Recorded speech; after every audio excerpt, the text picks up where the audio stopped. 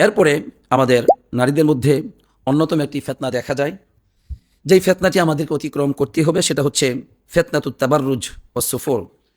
অর্থাৎ নিজেদেরকে, নিজেদের সৌন্দর্যকে মানুষের মাঝে হারাম পথে, হারাম পদ্ধতিতে যাদের সামনে এটাকে প্রকাশ করা জায়েজ নেই, তাদের সামনে প্রকাশ করা নিজেকে অত্যন্ত সজ্জিত করে।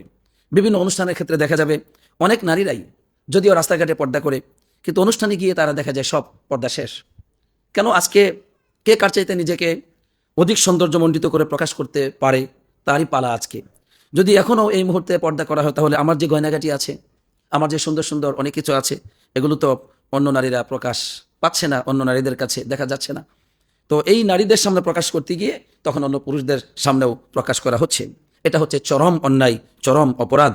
বরং আল্লাহ রাব্বুল আলামিন এটা সকল যুগের জন্য নিষেধ করেছেন যে নারীদের এই সৌন্দর্য প্রদর্শনী শুধুমাত্র সুনির্দিষ্ট জায়গাতেই হবে, সব জায়গাতে এটা হবে না। আল্লাহ তাআলা বলছেন, ওয়ালা তাবাররুজনা তাবাররুজাল জাহিলিয়াতিল উলা, তোমরা নিজেদের সৌন্দর্যকে প্রকাশ করো না সেই জাহিলি যুগের প্রথম জাহিলি যুগের মতো করে, তোমরা ওইসব নারীদের মতো করে তোমরা নিজেদের প্রকাশ করো না সৌন্দর্যকে।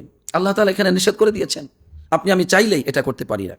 এখানে দুঃখ লাগে আরও যে অনেক মায়েরা পর্দায় থাকে, কিন্তু নিজের কন্যা সন্তানটি দেখা যায় সে প্রাপ্ত বয়স্কে উপনীত হয়েছে, তাকে পর্দা করাচ্ছে না। যে এই তো এখন তো আমার মেয়েটা ছোট, মাত্র কলেজে পড়াশোনা করছে, কলেজে পড়াশোনা করে, ইউনিভার্সিটিতে পড়াশোনা করে। আপনার মেয়ে ছোট, তাহলে বড় হবে কোন দিন? বড় হবে কি আপনার বয়সে? তখন বড় হবে? নাউযুবিল্লাহ, আস্তাগফিরুল্লাহ ওয়া আতুবু ইলাইহি। এটা চরম জুলুম এই নারীর প্রতি, এই কন্যা সন্তানের প্রতি চরম জুলুম করছেন। আপনি হয়তো মনে করছেন আমার মেয়েটি আজকে যদি বেপরদায় না থাকে, তাহলে মানুষ তো জানবে না, আমার মেয়েকে দেখবে না, তাহলে বিয়ের ঘট্টর তেমন একটা পাওয়া যাবে না। নাউযুবিল্লাহ। আল্লাহ রাব্বুল আলামিন কি আপনার এই পাপের কারণে এই মেয়েটির ভাগ্য পরিবর্তন করে দিবেন? কখনো না। বরং এই মেয়েটিকে আজকে যে আল্লাহর হুকুমকে লঙ্ঘন করার ক্ষেত্রে আপনি সহযোগিতা করছেন, এক তো এই মেয়ে ধ্বংস হবে, পাশাপাশি আপনি নিজেও গুনাহগার হবেন, পাপী হবেন, এবং অনেক ক্ষেত্রে হতে পারে আল্লাহর সাহায্য না থাকার কারণে এর দাম্পত্য জীবনটি সুখময় হবে না, বরং অশান্তির কারণ হতে পারে। এবং সেই অশান্তির আগুনে আপনি যে বেঁচে যাবেন বিষয়টি এমনটি নয়, বরং আপনিও জ্বলে পড়ে ছারখার হয়ে যেতে পারেন, নাউযুবিল্লাহ। সুতরাং প্রতিটি নারীকে আল্লাহ রাব্বুল আলামিনের এই যে ফরজ বিধান, তার সৌন্দর্যকে ডেকে রাখা এবং একমাত্র সেখানে প্রকাশ করা যেখানে আল্লাহ তাআলা অনুমতি দিয়েছেন, আর ততটুকুই প্রকাশ হতে পারে যতটুকু এমনিতে প্রকাশ হয়ে যায়। যেমনটি আল্লাহ তাআলা বলেছেন, ওয়ালা ইবদিনা যিনাতাহুন্না ইল্লা মা যাহারা মিনহা, তারা তাদের সৌন্দর্য যেটা এমনিতে প্রকাশ হয়ে যায় সেটার কোনো সমস্যা নেই, যেটা এমনিতে প্রকাশ হয়ে যায়, মানে আপনি বুরকা পরিধান করার পরেও একটা সৌন্দর্য আছে নারীদের, সেটা আল্লাহ তাআলা ক্ষমা করে দিয়েছেন, আলহামদুলিল্লাহ।